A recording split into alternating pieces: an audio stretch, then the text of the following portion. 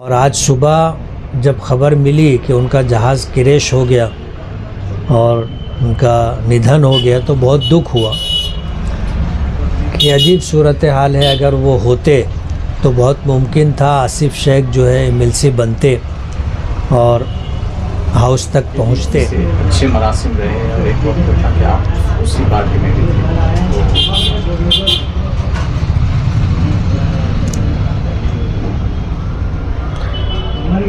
बारामती कहो या पूना पिंपरी चिंचोड़, उन लोगों के लिए ख़ुसूसन और पूरे महाराष्ट्र के आवाम के लिए उमूमन बहुत दुख देने वाली बात है कि महाराष्ट्र के मौजूदा deputy chief minister Ajit Dada Pawar का जहाज़ क्रैश होने से इंतकाल हो गया। उनके साथ जिन और लोगों का इंतकाल हुआ 5-7 लोग वो भी थे, अभी तो पता नहीं है वो कौन लोग थे। लेकिन अजीत दादा पवार की शख्सियत महाराष्ट्र की आवाम के लिए बहुत फ़ायदेमंद शख्सियत थी, इस माना करके कि उनमें ज़बरदस्त क़ुव्वत फ़ैसला थी।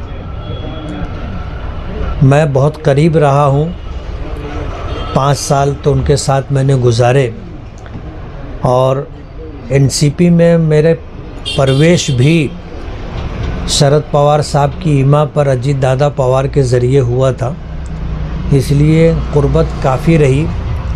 और मेरी ज़ाती मंशा और चाहत ये थी कि वो महाराष्ट्र के चीफ मिनिस्टर बने। वजह उसकी ये थी कि बहुत साफ़ तबीयत के आदमी थे।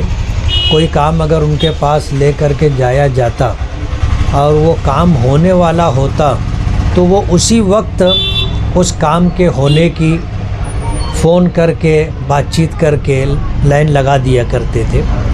और अगर वो काम नहीं होने वाला होता था तो बहुत सफाई के साथ कह देते थे कि ये काम नहीं होगा। दूसरे मिनिस्टरों की तरह देखेंगे, करेंगे, बात करेंगे, ऐसा कुछ भी नहीं था। है तो जगह पर काम करके देना और नहीं होने वाला हो तो ये कह देना कि साफ़ सुथरी बात है कि ये काम नहीं होगा। मैं कल मुंबई में था और कल मेरी बातचीत हुई और अजीब बात यह है कि कहना चाहिए कि नहीं कहना चाहिए, मैं गोमगो की कैफियत में हूँ। कल जो है आसिफ शेख के मुतालिक एमएलसी के ताल्लुक़ से बातचीत हुई। उन्होंने मालेगांव के तई पार्टी का क्या फ़ायदा होगा इस ताल्लुक़ से मुझसे बातचीत की थी। और आज सुबह जब खबर मिली कि उनका जहाज़ क्रैश हो गया और उनका निधन हो गया तो बहुत दुख हुआ कि अजीब सूरत हाल है। अगर वो होते तो बहुत मुमकिन था आसिफ शेख जो है एमएलसी बनते और हाउस तक पहुंचते। मालेगांव के लिए अच्छी बात होती कि बजाय एक के 2 लोग होते निधि लाने में, मालेगांव के कामकाज करने में, मालेगांव के लिए अच्छा एक मौका बनता। लेकिन अब अजीत दादा पवार रहे नहीं।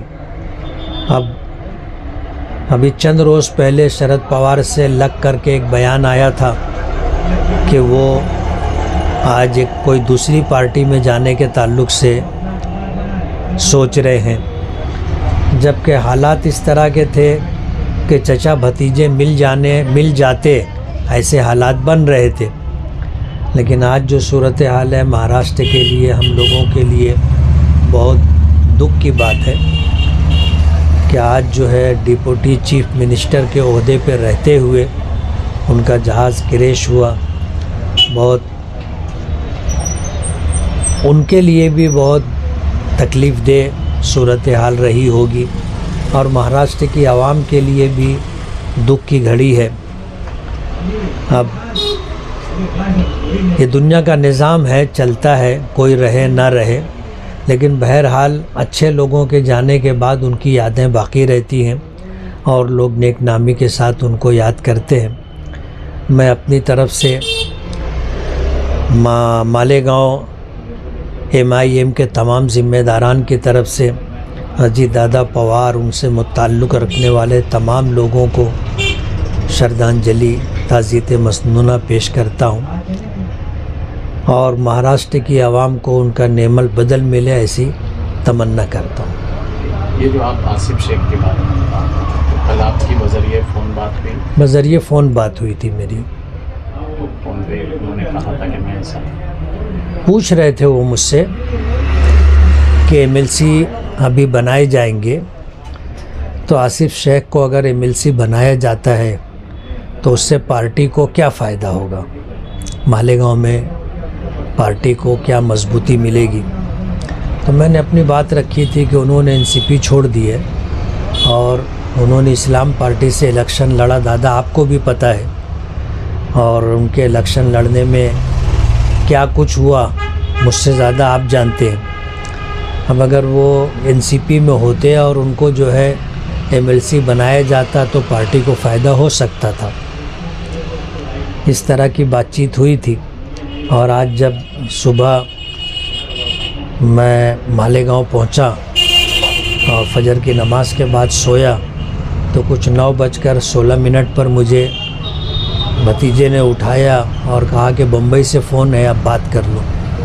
तो मैं बात किया तो वहाँ से ख़बर मिली कि जहाज़ क्रैश हो गया और अजीत दादा पवार, उनके साथ जो लोग थे सभी लोगों की जो है डेथ हो गई है।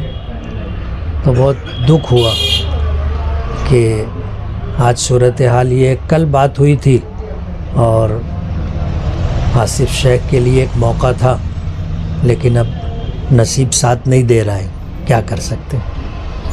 शायद इसका इल्म जो है, शायद इसका इल्म आसिफ शेख को नहीं होगा जो आपसे बात हुई, क्योंकि अभी ही हमने उनका जब बाइट लिया तो उन्होंने कहा कि मैं जब इस्लाम पार्टी के 35 सीट चुन के आए थे तो अजीत दादा ने फ़ोन करके मुझको बधाई दी थी और कहा था कि बहुत अच्छे, यानी वो इस्लाम पार्टी में है कि दादा को पता नहीं, वो तो क्या है, जग जाहिर बात है, ऐसी कोई बात नहीं है जिससे सियासी फील्ड में और सरगर्म सूरत हाल में रहने वालों को पता ना हो। मालेगांव में तीसरा महाज मैंने बनाया था और जो सूरत हाल बनी थी उसका चर्चा पूरे महाराष्ट्र में था, और अभी नई पार्टी इस्लाम बनी और 35 सीटें चुन करके आई, इसका चर्चा भी पूरे महाराष्ट्र में है। इसलिए अजीत दादा पवार से ये बात कोई ढकी छुपी बात नहीं थी।